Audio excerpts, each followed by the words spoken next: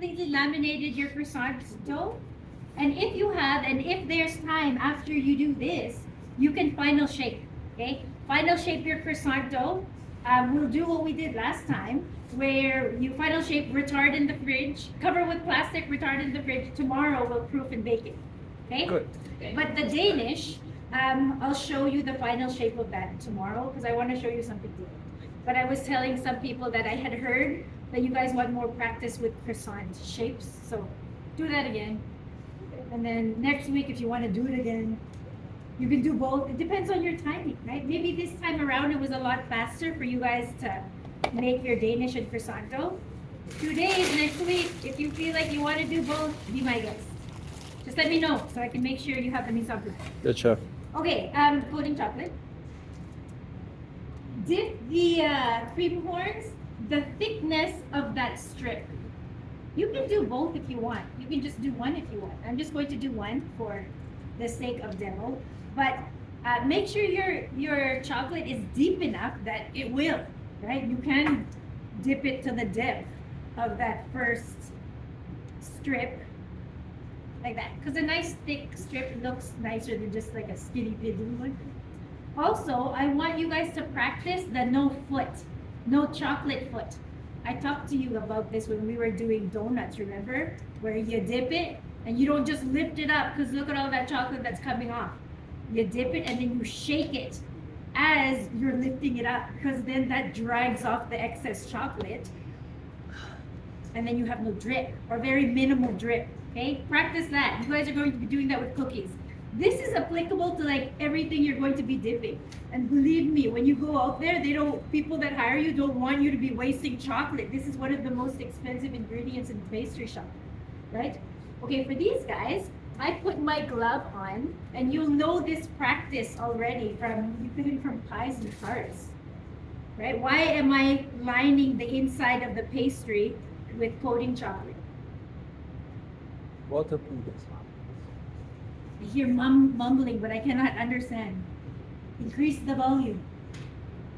I'm sure it's right. Why did you do this in your pies and tarts class? Water. Oh, so it doesn't absorb the moisture. Yeah, same thing. The pastry dough, once we put mousse in here, or whatever you're going to put that's moist, I don't know how long it's going to sit in the buffet. Maybe it won't sell right away. But if you don't protect the lining of the pastry, this is going to be soggy by the end of the day. If you're doing it at home and then your guests are going to be eating it within the next hour, no problem. But if it's sitting on the buffet for 4 hours or in the showcase, you do this, okay? And then I just dipped, just so that it has like a nice little border at the bottom. And then this one, I'll shake a little bit, but I'll drag it off. And then it looks like this. It's all ready to be filled, okay? The filling, fast, is whipped cream, soft whip. Did you guys make mousse in any of your classes already? Yeah? Okay, tell me. Chocolate flavor, not the traditional way. What was the not traditional way? Andres Schwarzer one. Nutrition, where we made all. Oh, Yeah. okay. But you had like, okay, awesome. All right, in any kind of mousse, do you guys talk theory mousse? Mousse theory? No? So all mousse has whipping cream or some kind of lightening component. Every mousse has a base. In our case, this base is fruit, right? In your chocolate mousse that you made, your base was chocolate, either ganache or you melted it down and you mixed it with something else. But ours is fruit. Every mousse has a setting agent. We are using this product. It's neutral fond, but it can be gelatin. In the case of chocolate, if it's got a high cocoa butter content, then it's the fat in the chocolate that can be a setting agent, right? Because when fat gets cold, it's hard. So you don't necessarily need gelatin or another setting agent. You're a setting agent already. And then a lightening component, whipping cream, or sometimes whipping cream and a meringue, something that will make it light and fluffy and mousse-like. All mousses have those three components: a base, flavor, whatever, a setting agent, gelatin, agar, some kind of fat, cocoa butter fat, and lightening component. I'm saying this is super easy because our lightening component is only mousse or is only cream. Do you guys remember to what peak you whip cream when you're making mousse? Soft. Why Soft. soft? Why not stiff?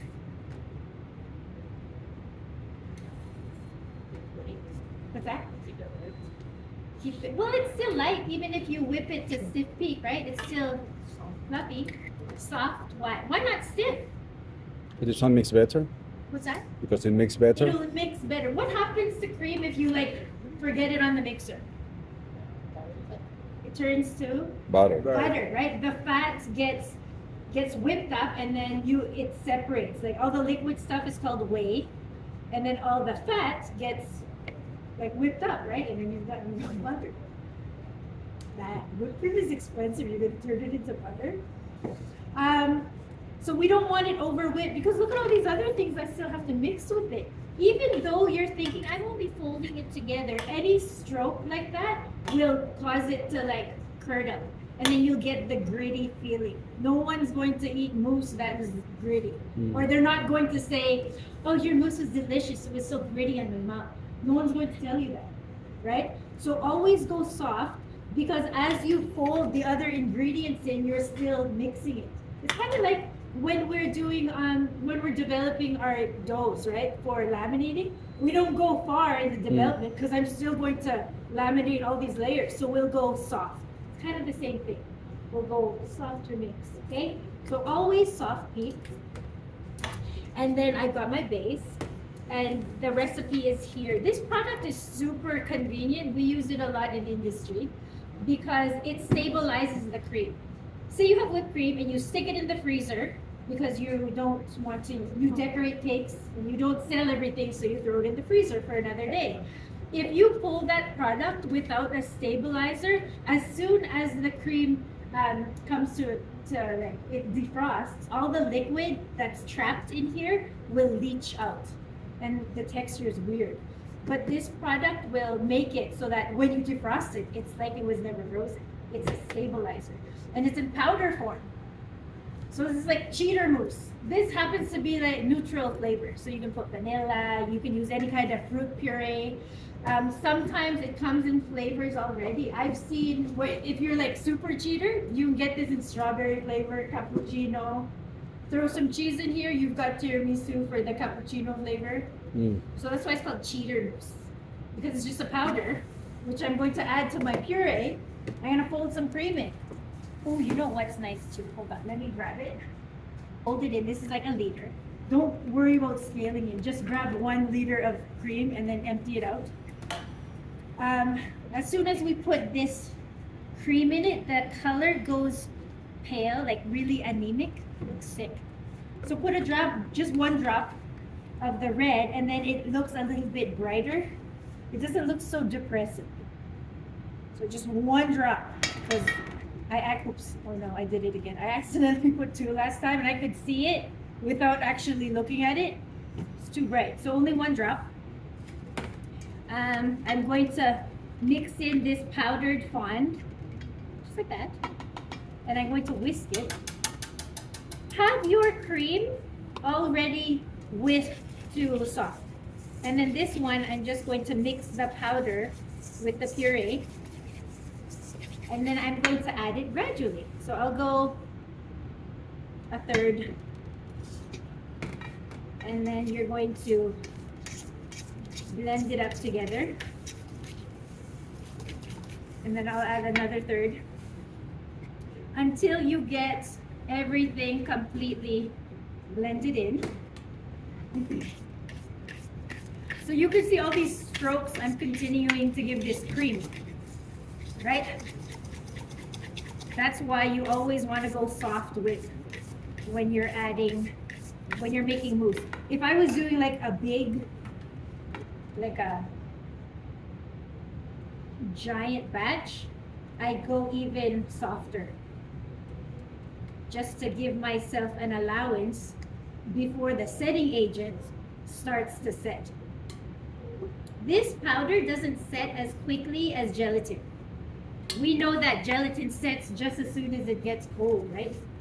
So that's another advantage to this. This is cheaper, it's more convenient.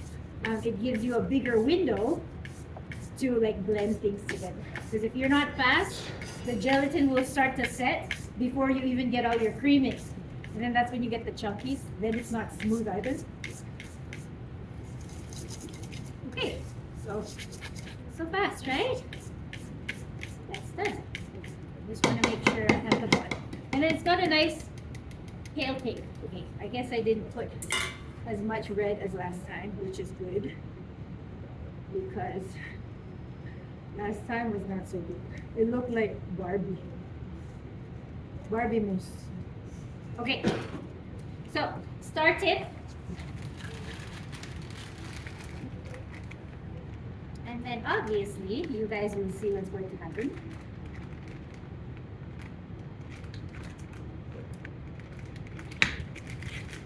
Just do a couple so you guys can get to it right away. If you don't get to your croissants today, don't worry about it. You can do it. Like these ones, I'm just going to fill like that, okay? And then these ones, just make sure you fill the entire thing. Right? There's nothing more irritating when you bite and it's empty. So if you need to go on either end, just to make sure you fill it. The size of tip too, it's up to you, just so long as it fits inside. And then go both ends if you need to. That's a finished product. And then before, I want to put a little bit of just a label. These are dehydrated raspberry. And then that's a finished product. Okay? That's good? Good. Great. Thanks, everybody.